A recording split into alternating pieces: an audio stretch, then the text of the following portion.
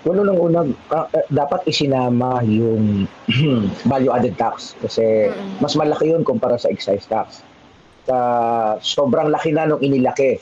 Eh yung excise tax lang kung excise tax lang ang pag-uusapan, pag sa diesel 6 pesos lang yung tatapyas dyan kada Mm. litro. 10 pesos sa gasolina, no? So, lubhang maliit ito sa kinakailangang kagyat na pagbaba ng presyo ng produktong petrolyo. At Okey. ang problema pa nga dito, mukhang ayaw kaagad gamitin ito ni Bongbong Marcos. Nag-iisip pa siya, no? Kung kailan daw yung timing. So, ano bang hinihintay niyang timing? Anong klaseng timing? Eh, hindi ko alam.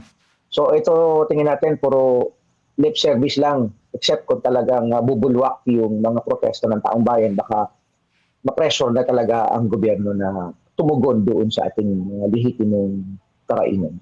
Maliit ang impact. Ang gusto natin, pagsamahin niya na yung value added at saka yung excise tax. Kasi ang tingin natin, hindi uubra yung paayu-ayuda na selective Mm, mm. kasi tinatamaan buo, no? Simple lang naman ang logic. No?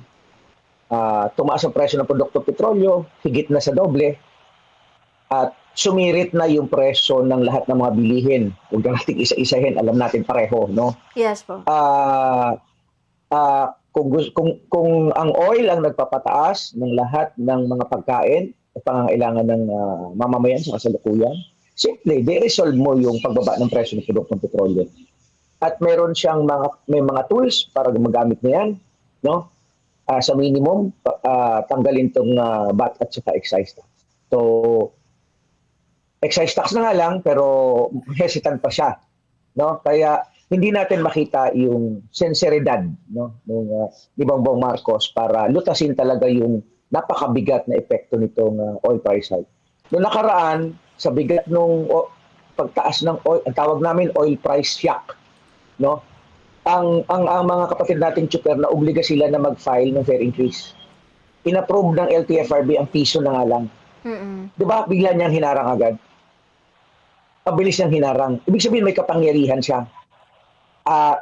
Yung wage increase nung 19 Congress na 200 pesos na nga lang, ang liit-liit. Di ba hinarang niya kagad? Mm. So, kaya hindi totoo na, kumbaga, hindi niya kayang gawin. At the point is, ayaw niyang gawin. Just because, mas paling siya, mas nakikinig siya sa interest ng mga negosyanteng kakampi niya, lokal, no? At the same time ng foreign. Kaya, dito lalo niyang ine-expose yung kanyang sarili, no, sa taong bayan. Para kanino ba talaga siya?